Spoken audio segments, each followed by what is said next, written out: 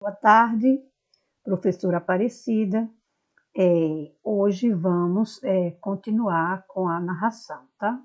Nossas sequências tipológicas, a narração, certo? Então, narrar é contar, né?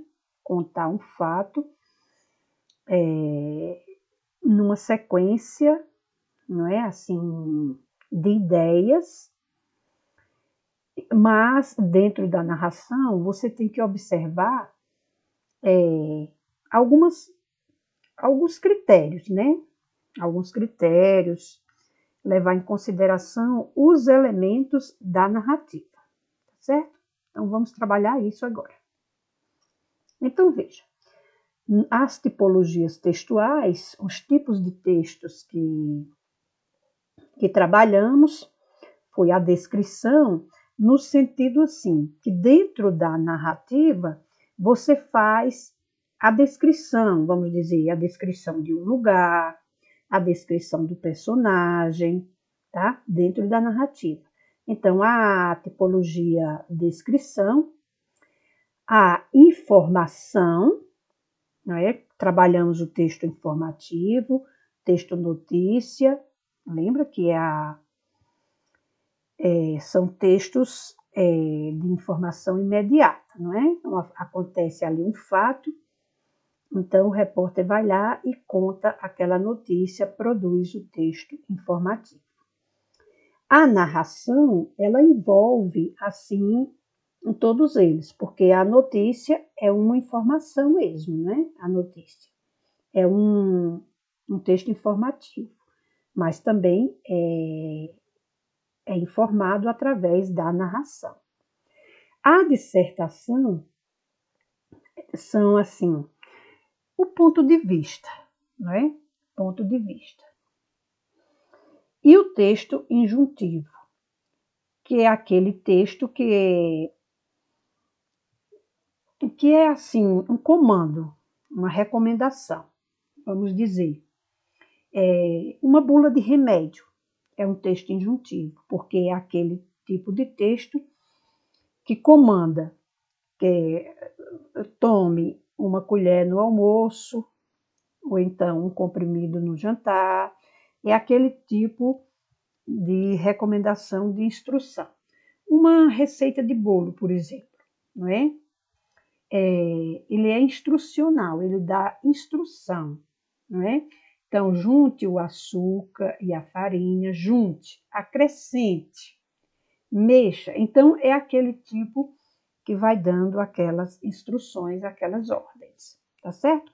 Então, os nossos textos foram esses: a descrição, a informação, a narração, que é o contar ou narrar, a dissertação é um ponto de vista, e a injunção, que é o tipo de texto que dá instrução, tá certo? Então vamos aqui, ó, descrição, caracterização de um objeto, de uma pessoa, de um lugar. Então, na sua narração, tem partes que você descreve, tá certo? Então, a descrição, ela faz parte da narrativa quando você está descrevendo ali seu personagem, o lugar onde acontece, ou a personalidade da pessoa, tá certo? A informação, o texto informativo, é a apresentação de ideias e de dados, né? Como, por exemplo, o texto notícia, não é? Que informa dados, ideias e informações, informa o fato, tá certo? Agora, numa narrativa, pode ter a informação das ideias, dados, tá certo? Mesmo que não seja a notícia, mas você informa alguma coisa, algum fato, alguma ideia. A narração é o contar, não é? É o contar, é o relatar. Essa narração, ela pode ser um fato real, como no caso da notícia, aconteceu alguma coisa, o repórter vai lá e informa. Nesse caso, é uma narrativa real. Ou a narrativa fictícia, que é aquela literária, não é aquela criada, inventada pelo autor com base numa realidade. Por que eu digo com base numa realidade? Porque ninguém é capaz de criar uma coisa assim que nunca viu, que... Então, tudo que ele escreve é porque tem uma base real. Então, alguma coisa na narrativa ali é da realidade, tá certo? Então, é com base na realidade. Os tipos de narrativa podem ser narrativa real ou fictícia. A dissertação é um ponto de vista, não é? É defendido ou exposto. Então, você tem uma ideia e ali você discorre daquela ideia, é o seu ponto de vista, tá certo? E o texto do tipo injuntivo ou a injunção são as recomendações, as instruções. Geralmente, esse tipo de texto são o quê?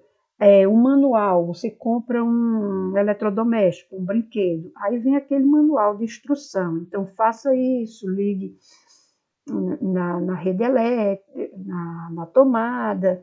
É aquele tipo injuntivo que dá instrução, né? A receita de bolo, que tem sempre acrescente, junte, leve ao forno, não é? Bata no liquidificador. Então, são esses tipos de textos, tá bom? São essas tipologias textuais. Então, veja, o nosso tema mesmo, a narração, não é? Que é o contar, o narrar, tá bom? Então, vamos. Foco morfológicos. Então, veja, os verbos acionais. Geralmente, o verbo da narrativa é no tempo passado, porque você vai narrar, então você conta no tempo passado, não é isso? Desenvolvimento das ações progressivas, verbal, adverbial, adjetiva. Então, você empregar o verbo no tempo certo, certo? Geralmente, o passado. Aí vem, na narrativa, os fatos em sequência temporal. Pois é, a narração é como um recado. Você vai dar um recado, então tem que ter uma lógica, uma sequência, não é? É o desenvolvimento estrutural do enredo, não é? Vem a apresentação, não é isso? Aí você apresenta, você pode começar, vamos dizer, a parte que você quiser destacar mais, o ambiente, né? Você pode falar desse ambiente, destacar mais esse ambiente, pode destacar por personagens, você faz aquela introdução da maneira que você achar melhor. Aí acontece um fato novo na sua história, é quando começa a complicação. Nessa complicação, você vai escrever todo o conflito da história, tá? Como a história, como o fato se deu. Nesse conflito vem aquele momento de maior tensão. Quando você está assistindo a um filme, vem primeiro aquela apresentação para você entender a história, não é? Aí acontece um fato novo, é quando vem, ele vai escrever, você vai assistir ao conflito. Aí vem aquele momento de maior tensão, né? Quando você assim sente aquele clima máximo, não é? Aquela emoção assim de medo, de pavor, ou mesmo de alegria, não sei, depende do filme. E aí depois vem para o desfecho, que é o final. Naturalmente, o final é de acordo com a história aqui, com o conflito, não é isso? Então, uma das coisas que acontece, que você espera que aconteça, ou de repente é imprevisível, depende do autor, né? Depende do autor da história, no caso, reproduzido no filme, porque primeiro se escreve o texto e depois é que vem a apresentação dos atores, né, no filme, certo? Então, aqui a sequência temporal, tá? Quando os fatos acontecem. Nesse fato aqui, às vezes acontece assim, uma lembrança, assim, um fato fora daquele contexto, que é aquela lembrança que muitas vezes tem a ver com a história, tá certo? Aí vem os elementos da narrativa, né? Tem o discurso, que é a maneira como o narrador passa, né? E o narrador, que são aqueles... esse discurso, ele pode ser aquele discurso direto, não é? Que é quando reproduz a fala dos personagens, com aquele 2 pontos e travessão, né? Então, o menino falou, 2 pontos, comentou, né? Gritou. Aí pode ser também o discurso indireto, que ele reproduz diretamente a fala, não é, do personagem, e o discurso indireto livre, que é aquele que mistura os 2 discursos. O narrador, ele fala no discurso direto e no indireto ao mesmo tempo. O narrador são de 3 tipos, né? Tem o narrador, aí depende do artista, de quem escreve. O narrador, ele pode ser o narrador personagem, quando ele faz parte da história, né? Então, ele narra em primeira pessoa o texto e ele pode fazer parte da história. Aí vem o narrador observador, que é quando ele conta os fatos sem se envolver, ele só observa e conta toda a história. E vem o narrador onisciente, que é uma participação maior do narrador. É quando ele é capaz de ir mais além, não é? Ele conhece os personagens assim profundamente. Ele sabe quando o que o narrador vai fazer, ele sabe os pensamentos, ele conhece os personagens mais do que eles próprios. Então, ele sabe tudo do personagem, não é? Aí vem o tempo. Esse tempo aqui é o tempo que acontece na narrativa, né? Às vezes se trata de um tempo cronológico, os fatos vão acontecendo numa sequência de tempo normal, vamos dizer, relógio, entendeu? É um tempo cronológico. Mas também pode ser uma narrativa que tenha tempo psicológico. Acontece dele voltar no tempo, ou ele ir para um tempo futuro, entendeu? Uma lembrança, um sonho. Então, o tempo psicológico é aquela fuga, não é? E o espaço. Esse espaço também é um espaço real ou um espaço imaginário, não é? Vamos dizer, ele está contando aqui a história, ele está num determinado lugar, de repente ele vê assim um lugar, um espaço que ele lembra do tempo que ele era criança, vamos dizer. Ah, naquela época não existia essa árvore aí, né? Ele pode lembrar desse espaço, tá certo? Então é o espaço real ou não.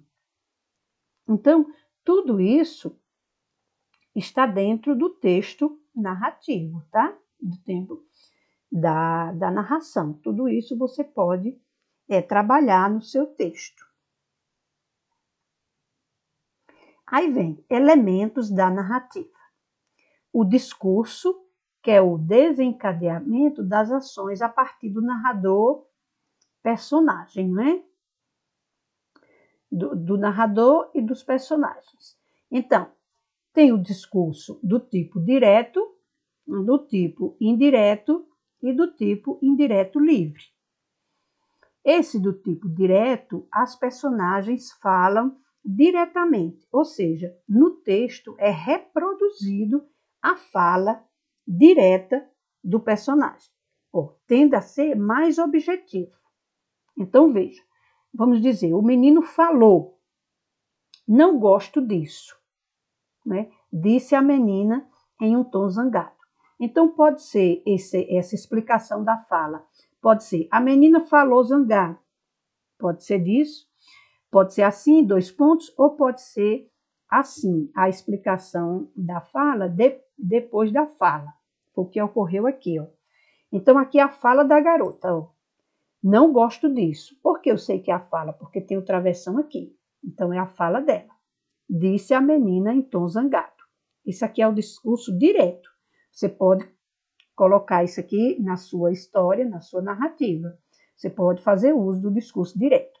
Ou você pode também fazer uso do discurso indireto. Aqui no indireto, o narrador, ele resume a fala das personagens, mas ele não reproduz com o travessão aqui, entendeu? Ele mesmo diz a fala. O narrador mesmo fala sem o travessão, tá? E os 2 pontos, que geralmente vem seguido de 2 pontos. A menina disse em tom zangado que não gostava daquilo. Veja que aqui ele falou a mesma coisa daqui, só que aqui ele não reproduziu diretamente a fala da personagem, não é? Ele resumiu, disse que a menina não gostava daquilo, mas não foi uma fala direta da personagem, tá? Esse discurso aqui é do tipo indireto, tá certo? O discurso indireto, o discurso aqui indireto livre, as falas dos personagens e do narrador podem ser confundidas quando não existirem marcas para mostrar a mudança do discurso. Então, às vezes se mistura. Você não sabe se é fala do personagem ou se é fala do narrador. Não há indicações de separação da fala do narrador da fala da personagem. Então, não há indicação de separação da fala do narrador e da fala da personagem, que são feitas por meio do verbo de elocução, que é aquele disse, falou, comentou, gritou, né? Conjunções ou sinais de pontuação, tá certo? No discurso indireto livre, o narrador assume o lugar da outra pessoa do discurso, assumindo assim os sentimentos, os pensamentos, inserindo-os na sua própria narrativa, tá? Então, veja bem, esse discurso indireto livre une a primeira pessoa e a terceira, ou seja, a mistura, não é? Do discurso direto e do indireto. É a fusão entre o discurso do narrador e da personagem. Esse aqui é o discurso indireto livre. Muitas vezes você não dá para saber quem é o narrador e quem é, se é narrador observador ou se é a personagem. Então, o mesmo discurso, a menina perambulava pela sala irritada e zangada. Eu não gosto disso, e parecia que ninguém a ouvia. Então, veja, aqui já falou a fala dela, não é? Mas está misturado aqui, não é isso? Então, isso aqui é o discurso indireto, é aquela junção da primeira pessoa e da terceira. Ele aqui, ó, a menina perambulava, está em terceira pessoa, é o narrador personagem. Eu não gosto disso. Já é a fala, não é? Na primeira pessoa, a fala da menina, não é? E parecia que ninguém a ouvia. Já é o narrador. Então, houve essa mistura, tá certo? Então, vamos lá. Elementos da narrativa. Então, veja, tem o tempo psicológico. Constantes momentos de retorno ao passado. Então, às vezes, o narrador ele está contando e aí, às vezes, se trata de contar uma lembrança dele, não é? Um tempo passado, ou então um pensamento assim do tempo futuro. É essa fuga, tá? Esse tempo psicológico, essa fuga. Não é aquele tempo real, relógio, por exemplo, no dia 26 de maio, ou então no verão, ou então no inverno. Não é esse tempo real, assim, essa sequência lógica, mas é uma lembrança que, no momento ali da narrativa, cabe aquela lembrança dele, tá certo?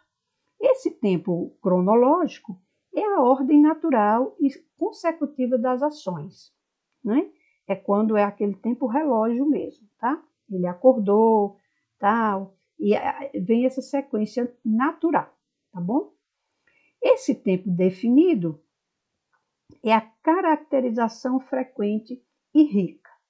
É o tempo determinado, não é isso? Esse espaço aqui, espaço definido, é a caracterização frequente e rica. Vamos dizer, você está olhando aquele espaço maravilhoso, de repente a natureza conta, porque o artista, o escritor, ele tem assim uma maneira pessoal, não é? Uma maneira de criar aquela sensibilidade toda artística. Então é esse espaço definido. Ele é como se ele quando a gente está lendo, é como se a gente estivesse vendo aquele lugar. Por isso que o livro, a leitura, ela é bem mais assim imaginativa do que os filmes, não é? Porque no filme mostra aquela mulher bonita, vamos dizer. Aí você já mostra logo o rosto da mulher, linda, maravilhosa. Enquanto que o texto não. Vai falando das sobrancelhas, dos olhos, da boca, da pele. E aí você vai imaginando. Então é aquela caracterização rica, não é? É definida. O espaço aqui, nós estamos falando do espaço, tá? Então, aquele lugar lindo, maravilhoso, que é descrito pelo artista, né, de acordo com a inspiração dele, né, da intuição, tudo. Não é? Agora, o espaço indefinido o espaço é informado sem detalhamento. Né? É um espaço indefinido, ele fala, mas é como se fosse uma lembrança, é indefinido. Esse lugar, na minha época, não tinha essa árvore aqui, então é indefinido, entendeu?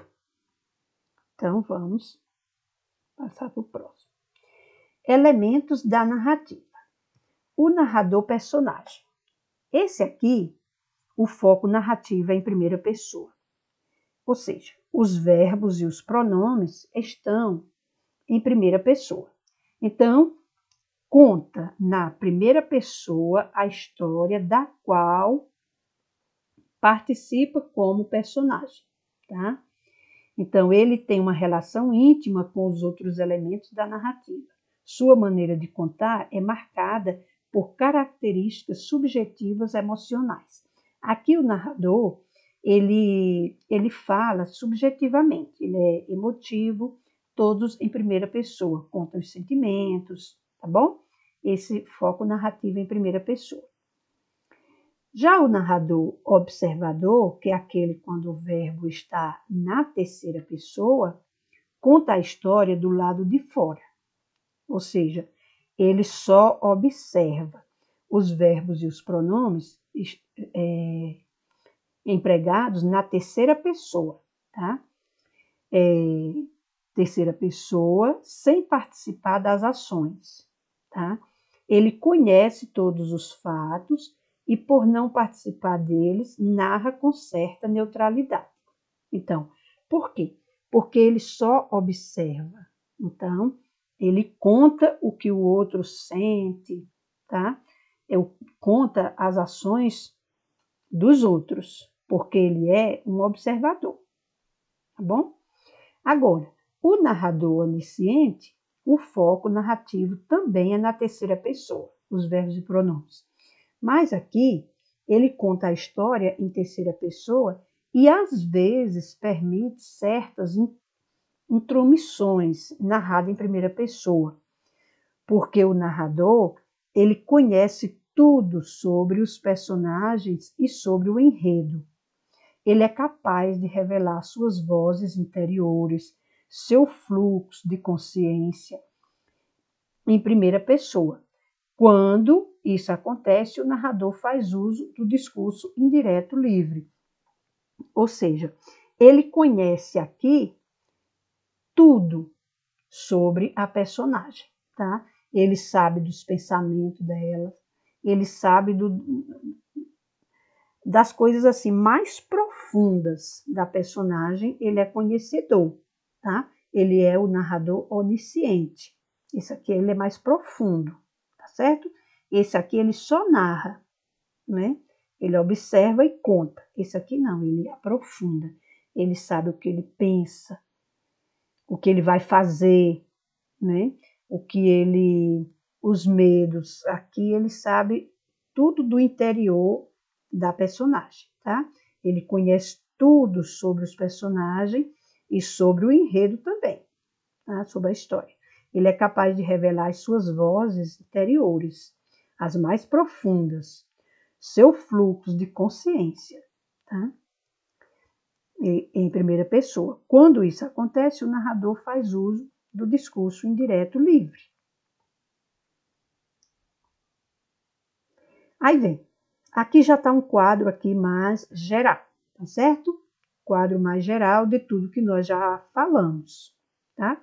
Então, elementos da narrativa. Os personagens. Quanto ao papel no enredo. Pode ser o protagonista, aquele principal, né? Pode ser aquele que tem o maior destaque na história. É o herói e o anti-herói, pode ser. O antagonista é aquele que vem sempre contra o do mal aqui, o protagonista. E os personagens secundários, que são aqueles mais de uma participação menor, né? Que não tem muito destaque na história. Quanto à caracterização, é plana do tipo caricatura ou redonda. Essa caricatura plana aqui, do tipo caricatura, é a pessoal mesmo, tá? Característica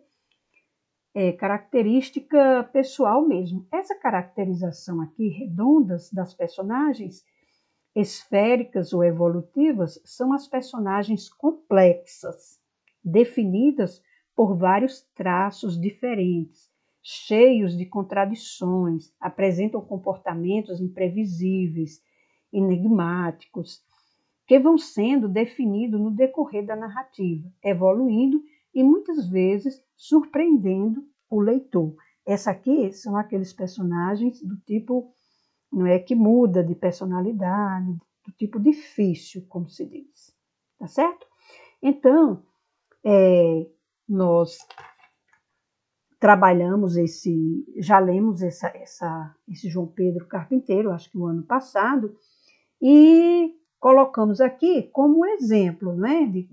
Se você não leu esse livro, você procura ler, né? Aí falamos das personagens, que era um garoto que perdeu o pai muito cedo e que ele foi convidado a fazer uma tarefa, né, um projeto, era um projeto muito difícil e ele tinha muito medo de assumir essa tarefa. E era uma personagem assim que tinha muita dúvida, assim, na consciência dele, ele tinha medo de enfrentar, tá certo? Então, lá há diversas características dos lugares, não é? O tipo de discurso, o narrador, não é?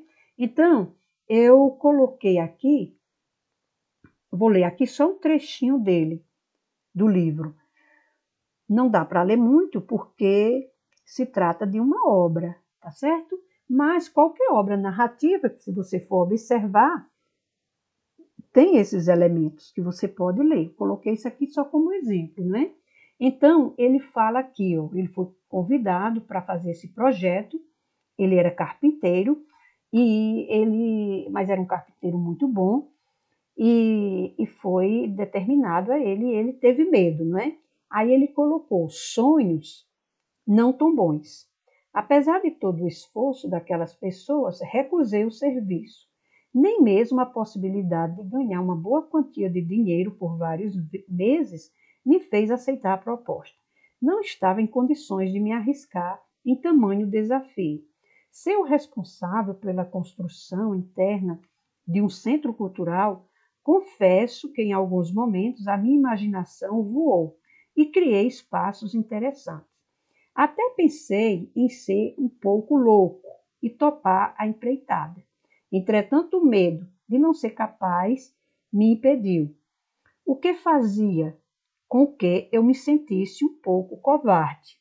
Não sei por quê, mas aquela reunião tinha mexido muito comigo.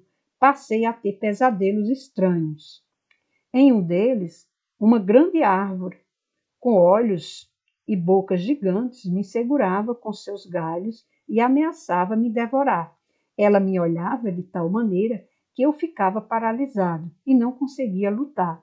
A sensação era terrível, pois sentia que a qualquer instante poderia ser destroçado. Sentia o suor frio escorrer pelo rosto.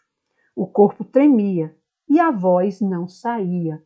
Não conseguia fugir nem lutar.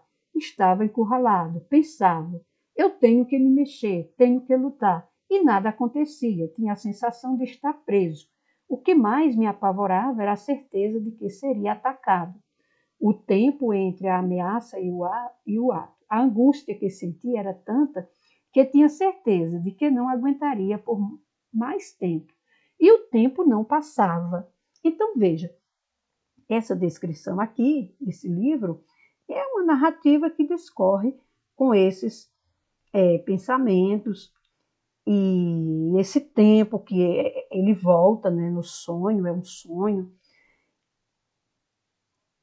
E é o contar, é o narrar do personagem, né, muitas vezes em tempo diferente. Então, boa tarde e até a próxima.